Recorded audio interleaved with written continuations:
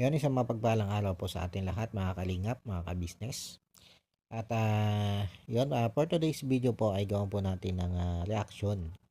Itong isang blinag nitong si Kalingap Alvin na ina-repair dito kay Kalingap Rab. Ito nga pong si Kyla, yung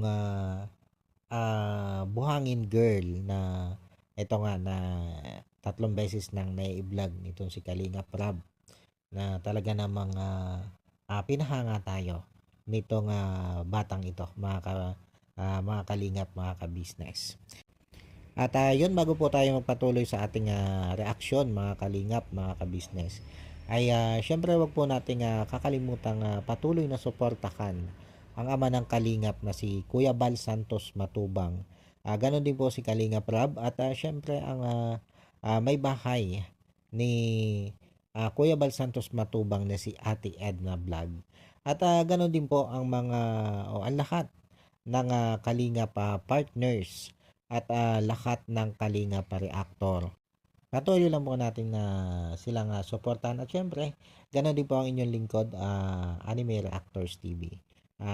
Sana po'y patuloy nyo kaming suportahan mga kalingap, mga kabisnes. At yun nga po ang mga kalingap, mga kabisnes, tuloy lang po tayo dito sa ating gagawa na reaction. Ito nga po si Kayla, ang Buhangin Girl na na-scout nga po nito si Kalingap Alvin. At sa ngayon nga po ay ibinablog na nitong si Kalingap Rab.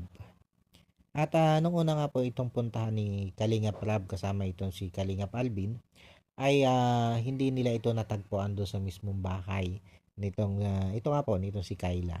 At nakita nila ito doon sa ilog at yun nga po, nakita nilang nagbubuhat ito ng buhangin. Kasi ito nga po yung isa sa hanap buhay, o ito yung hanap buhay talaga nitong si Kayla, ang pagbubuhangin. At dito pa lang mga kalingap, mga kabisnes, ay talaga ng mga pinahanga na nitong si Kayla, itong si Kalingap Rab. Dahil nga dito sa hindi pangkaraniwan na gawain ng isang babae, lalo na nga ito kabataan at dalaga pa nga itong si Kayla. Kumbaga itong hanap buhay na pagbubuhangin, hindi po ito pangkaraniwang ginagawa ng mga babaeng kabataan. Kasi kung matatandaan natin, 'di ba? Yung mga na-vlog na ni Kalinga Prab na mga kabataang babae. Halimbawa katulad ni Carla na nagtitinda ng mga puto kutsinta. Katulad ni Rose Ann na nagtitinda ng walis, 'di ba? Ng walis tingting. At yan sila Biancy naman, 'di ba? Mga ang gawain niyan ay oo, naghahanap buhay sila pero halos nakaangkop doon sa yun bilang isang babae. Pero itong si Kayla, ito kasi mga kalingap, mga kabisnes, itong gawain ito ni Kayla ay gawain ito ng isang lalaki. Bagamat hindi natin minimenos ang mga kababaihan at hindi naman natin sinasabing ang mga babae ay bagay lang doon sa mga sinabi ko kaninang ang mga hanap buhay, yung paglalako-lako at paglalaba. Kumbaga, ang point ko dito ay isang kahanga-hanga. Isang kahanga-hanga itong si Kayla. Na sa kabila nga na ang siya ay isang kabataang babae ay ito yung napili niyang hanap buhay. Kumbaga, hindi niya alintana yung bigat ng buhangin, yung hirap sa pagbubuhat. Basta kumita lang. At lumalaman natin kung magkano yung kinikitan niya dito. Talaga namang masasabi mong napakatyaga nitong babaeng ito. Napakatyaga ng batang ito. Dahil sa bigat na yan, kikita ka lang ng 200 piso kasi naghahati-hati pa sila dyan eh. Naghahati-hati pa sila dyan, hindi lang kanya yan. Kumbaga may mga kasama pa siya dyan. Diba? Pero sa kabila ng maliit na kita dito sa pagbubuhangin at yun, sa kabila din nga ng napakabigat na trabaho nito ay pinagtsatsagaan na ito. Pinagtsatsagaan niya ni Kayla para makatulong sa kanyang pamilya. Para may pandagdag na gastos. Kasi napag-alaman natin dito, mga kalingap, na ang nanay pala nitong si Kayla ay isang kasambahay. At alam naman natin na hindi naman gano'n kalaki ang sinasahod ng isang kasambahay. Kaya naisipan nitong si Kyla na yung halip nga naman tumambay sa bahay, magpagala-gala diyan kung saan at makipagbarkada ay ito. Ito yung pinagkakaabalahan niya. Ang pagbubuhat ng buhangin para nga makatulong doon sa mga gastusin sa kanilang bahay. At nabanggit din dito nitong si Kyla na ah, dapat titigil na siya ng pag-aaral. Pero dahil nga dito sa kabutihan loob din nitong si Kalingap Alvin, ay natulungan siyang makapag-enroll nito. O, di ba? Palakpakan naman natin ito si Kalingap Alvin na ika nga'y isa din doon sa mga ah, Kalingap partners na talaga namang marami na rin natutulungan. Tama si Kalingap Rab eh. Na sa kabila nga ng alam naman natin na hindi pa naman ganun kalaki ang channel ito si Kalingap Alvin ay napakarami na nito natulungan. At talaga namang nakikita natin yung determinasyon nitong taong ito sa pagtulong. Kaya sabi ko nga, palakpakan natin itong si Kalingap Alvin at saludo tayo din dito. At ito nga po mga Kalingap, balik tayo dito kay Kyla. Dito habang kinakapanayam nitong si Kalingap Rab, itong si Kyla, ay naitanong nitong si Kalingap Rab yung patungkol sa mga magulang nitong si Kyla. Kung ano ba ang mga trabaho nito. At yun nga, sabi ni Kyla, ang nanay niya ay isang kasambahay at yung tatay niya ay wala na. Kala ko nga nung una yung tatay niya ay pumanaw na. Pero yun, nung sabihin niya na ito nga daw po ay nakakulong. At ang dahilan kung bakit nakakulong ang kanyang ama ay dahil sa pang-aabuso sa kanilang magkakapatid. Kumbaga, dito mga kalingap, ay bukod doon sa nakita nating sipag dito kay Kyla, ay napag-alaman din natin na ito pala ay may kinakaharap o may hinaharap na matinding suliranin. At yun nga po ay yung naging pang-aabuso sa kanya ng kanyang sariling ama. At ang kahanga-hanga dito mga kalingap sa batang ito ay sa kabila ng kanyang pinagdaanan yon ay naging matatag siya at hinarap niya ng buong tapang ang pagsubok na yon sa kanyang buhay. At isa ito mga kalingap, mga kabisnes, sa hinanga natin dito sa batang ito. Yung tapang niya at yung determinasyon niya bumangon sa kabilangan ng mga pagsubok na kanyang pinagdaanan. Na masasabi naman natin na hindi ito ganun basta pagsubok lang eh.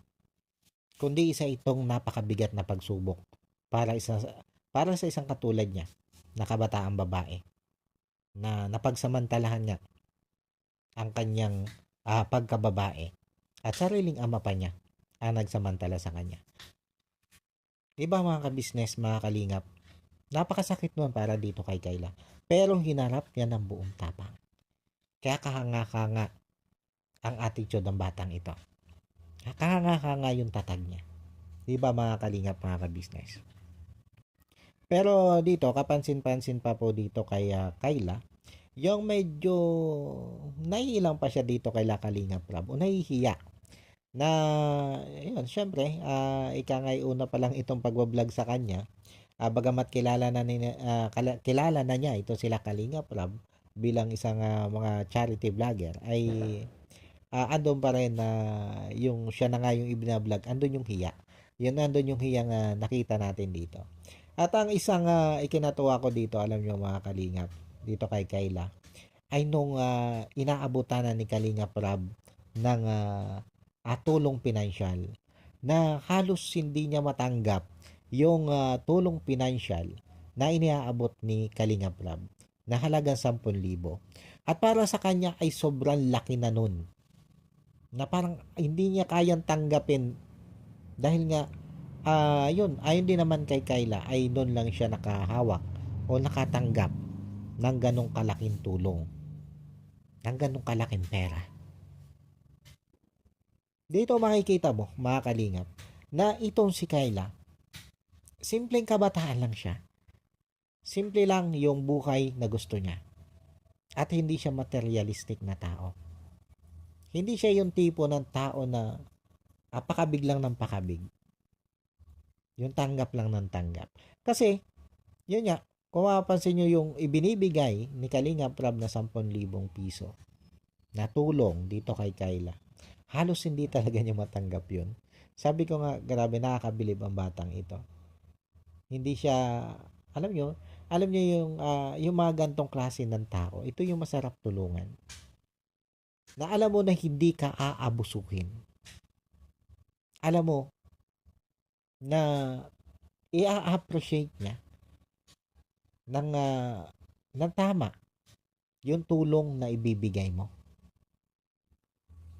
Kaya magayon si Kalinga Prab ay talaga namang sobrang pinahanga ng batang ito. Sobrang umanga dito si Kalinga Prab kasi nga doon sa katangian niya na yung alam mo yung makakatanggap siya ng ganong kalaking tulong, halos hindi talaga niya matanggap at halos mangiyak-ngiyak pa dito itong si Kayla. At yun nga, matapos na may bigay ni Kalinga Prab ang kanyang hatid na tulong dito kay Kayla, yung isang sakong bigas at yung halagang 10,000 nga ay lubos-lubos talaga ang pagpapasalamat dito ni Kayla. Hanggang sa umalis sila Kalinga Prab ay talaga namang sobra-sobra yung naging pagpapasalamat dito nito si Kayla. At after nyan mga Kalingap, after ng vlog na yan ni Kalinga Prab, ay mailang araw lang o siguro mga linggo kasi alam naman natin na maraming tinutulungan din ito si Kalinga Prab at maraming inaasikaso, kumbaga maraming beneficiary na pinupuntahan. Makalipas ng ilang araw o siguro isang linggo ganyan ay binalikan ulit nila itong si Kayla. Muli nilang binalikan itong si Kayla. At ito sa pangalawang balik nila ay hindi na naman nila natagpuan dito sa mismong bahay ni Kayla itong batang ito. At nakita ulit nila doon sa ilog itong si Kayla at yung katulad nung una nilang madatnan na nagbubuhangin ay ganun pa rin. Nagbubuhangin pa rin itong si Kayla. Kumbaga, doon kasi sa unang vlog ni Kalinga Prab, ay sinabihan niya si Kayla na kahit may tumutulong na sa kanya, ay sana'y wag magbago ito. Wag magbago doon sa determinasyon na makatulong sa magulang. Kumbaga, kung ano yung normal niyang ginagawa, ay pagpatuloy lang niya. At yun nga, sa kabila ng malaking tulong na yung 10,000 dito kay Kayla at hindi pa naman nga nagtatagal na napupuntahan nito nila Kalinga Prab, ay nakita naman natin na halip na magpahinga itong si Kayla dahil nga meron na siyang 10,000, ayan, nadatna nila Kalinga Prab na patuloy na nagbubuhangin. Di ba mga Kalingap, ganyan kasipag itong si Kayla. Na dito nga, dito nung madatnan nito sila Kalinga Prab na nagbubuhangin nito si Kayla ay yun syempre andun pa rin yung talagang paghanga nito si Kalinga Prab sa determinasyon, sa sipag ng batang ito. At dito mga Kalingap ay sinubukan pang tulungan nitong sila Kalinga Prab itong si Kayla. At yun, maging ito si Kalingap Edu ay nagbuhat din ng buhangin at kasama niya diyan si Kalingap Prab at ito nga si Kalingap Alvin. At tinulungan nila itong si Kayla sa bubuhat ng buhangin dahil ayon nga kay Kayla ay may 5 sako pa siyang kailangang buhatin para makompleto yung kanyang iniipong buhangin. At dito nga talaga namang napalaban itong sila Kalingap Edo, Kalingap Alvin at mismong itong si Kalingap Prab sa buhatan. At dito nila na talaga nasubukan kung gaano kabigat ang trabahong ito ni Kayla. Na hindi biro. Hindi talaga biro para sa isang kabataan. Lalo na at ikay isang kabataang babae. At yun nga, nung matapos na nila itong 5 sako na kailangan pang ipunin itong si Kayla at sa tulong nila Kalingap Prab, Kalingap Alvin at Kalingap Edo ay natapos nga agad ito nitong si Kayla. At after yan ay pumunta na sila dito sa bahay nitong sila Kayla para iabot naman itong sila Kalinga Prab yung daladala nilang tulong para dito kay Kayla. At dito mga Kalinga ay napag-alaman din natin na nung Pasko pala ay hindi din nakauwi itong nanay nitong si Kayla. Kaya nagpasko sila nang hindi sila kumpleto, bukod nga yung tatay niya nasa kulungan, di ba? Ay hindi pa nga nakauwi itong kanilang nanay. Maaring dahil sa hindi din pumayag yung amo na makauwi itong nanay nitong si Kayla. Kaya nagpasko sila na sila-sila lang magkakapatid ang nandito. Kaya naman medyo malungkot itong si Kayla ng ito sa pagdaan ng Pasko. At syempre gusto din naman ng batang ito na sila'y kompleto man lang o kahit yung nanay man lang nila ay nandito sa kanilang bahay sa pagsalubong ng Pasko. Ay kaya lang dahil nga siguro dahil sa trabaho nitong nanay ni Kayla ay gustuin man nilang magkasama-sama sila mag-iina sa araw ng Pasko ay hindi talaga nangyari. At yun, alam naman natin mga kalingap na pag mga ganitong okasyon talaga at hindi kumpleto yung pamilya ay talaga namang nakakalungkot din. Ang kagandahan niya lang dito kay Kayla ay ito mga ganitong bagay ay nauunawaan niya. Kumbaga nauunawaan niya sa mga ganitong pangyayari ang kanyang nanay. At yun nga, alam niya kung ano din naman yung nagiging sakripisyo ng kanyang ina doon sa pagtatrabaho bilang kasambahay para sa kanilang mga magkakapatid. Kumbaga, para maitaguyod yung kanilang pangangailangan magkakapatid. At dito nga po, mga kalingap, ay yan, may dala sila Kalingap Rob na isang sako na naman bigas at isang box ng grocery na may pang medianoche package. Itong sila Kalingap Rob. May mga panghanda na sa medianoche. O, diba? Napakalaking tulong nito dito Kayla. At yun nga, malaking pagpapasalamat na naman dito ni Kayla sa mga biyaya o blessing na dalangan nitong sila Kalingap Rob. At bukod dyan, sa isang box ng grocery na yan at sa isang sakong bigas ay muling inabutan itong si Kalingap Rob itong si Kayla ng financial support. At inabutan niya ito ng halagang 8,000 pesos na eto nga nung inaabot ulit ni Kalingap Rob ay para bang halos hindi na naman niya matanggap nitong si Kayla itong inaabot ni Kalingap Rob na ito. Kumbaga nahihiya siyang tanggapin yung ganong kalaking halaga ng pera. Kasi siguro iniisip din niya na kabibigay pa nga lang naman sa kanya ng tulong ay eto na naman. Another tulong na naman o another blessing na naman.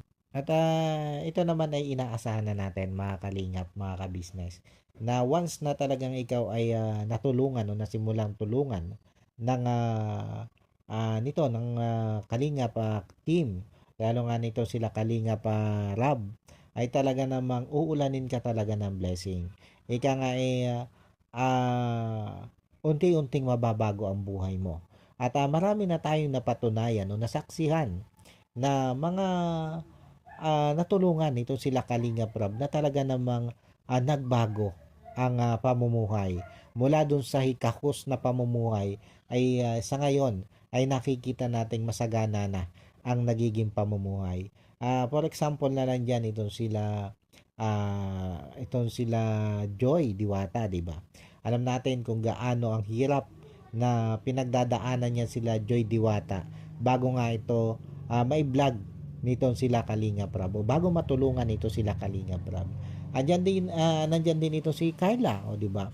Alam naman natin ang buhay nila Carla, nila Dara, andyan din si Beyonce, o di ba?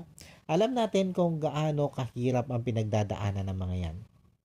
O di ba? Si Roseanne, isa din yan sa mga nabago ang buhay simula ng matulungan nitong sila Kalingap Rob.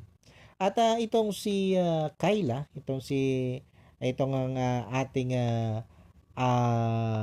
buhangin na girl ay inaasahan na natin yan.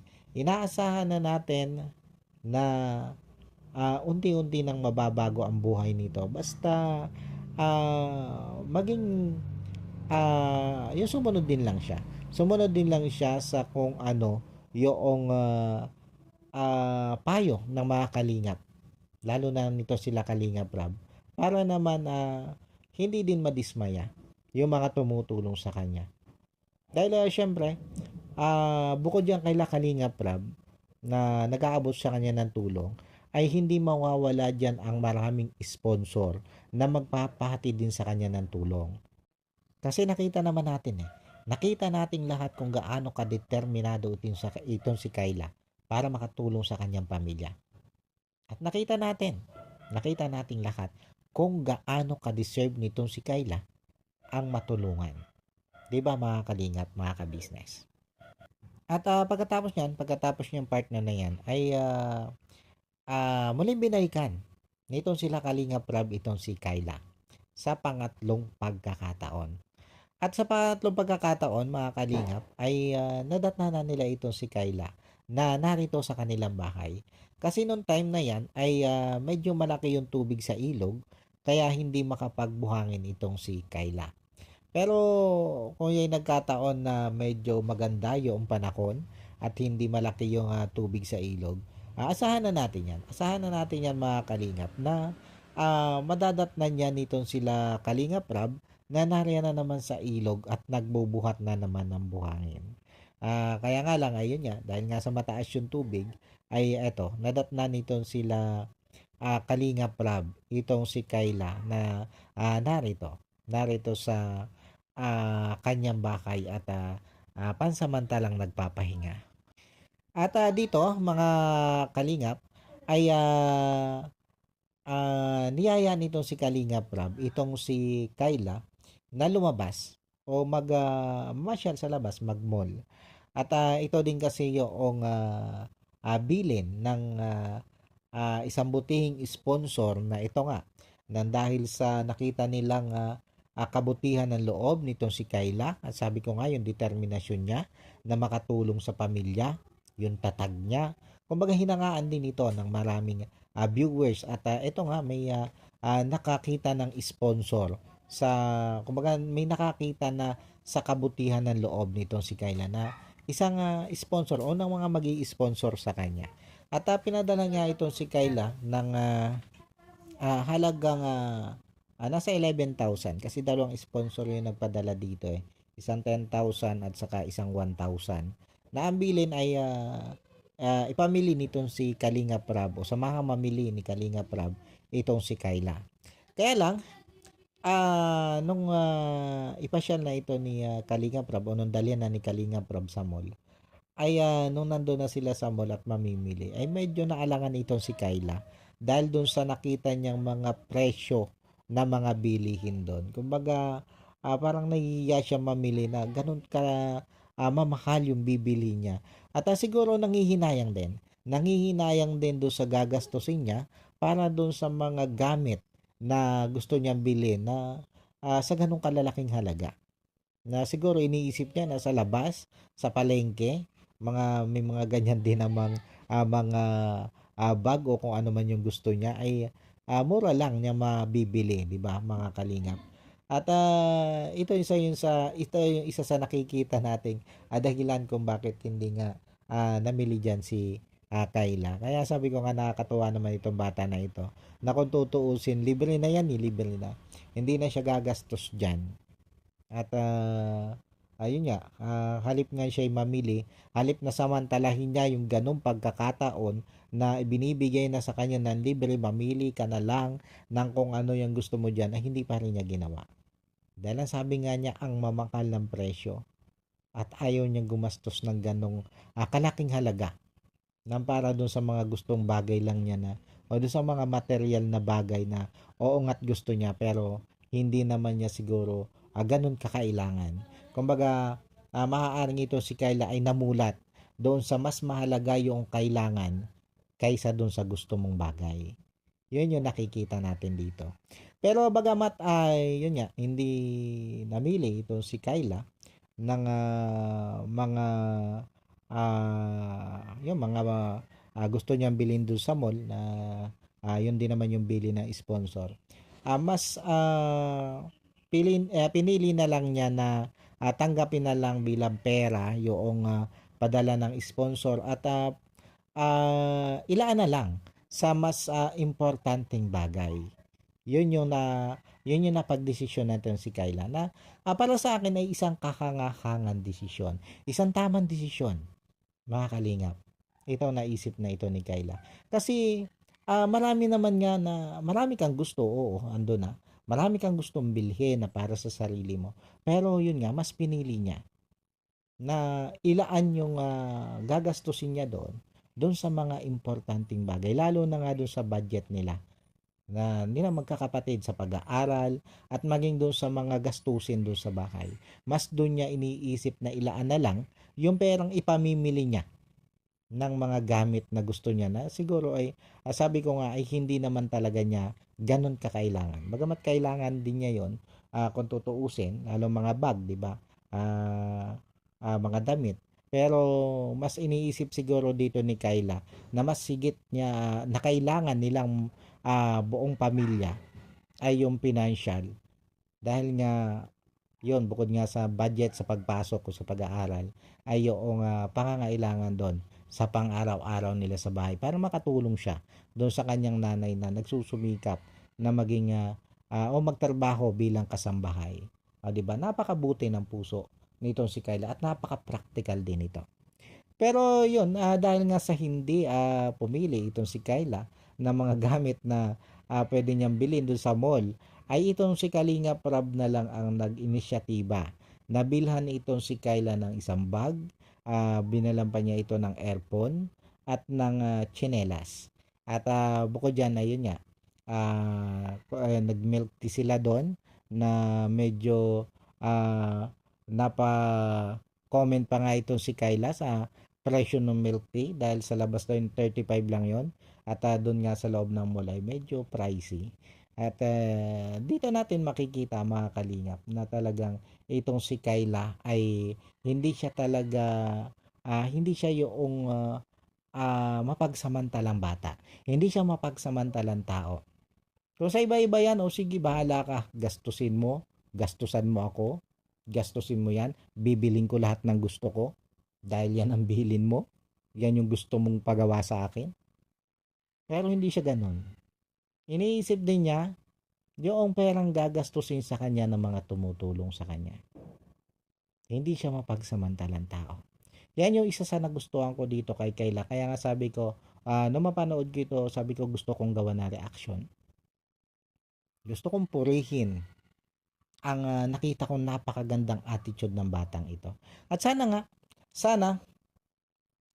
alam naman natin na hindi pa ito yung huli na gagawing pagtulong dito nila Kalinga Prab.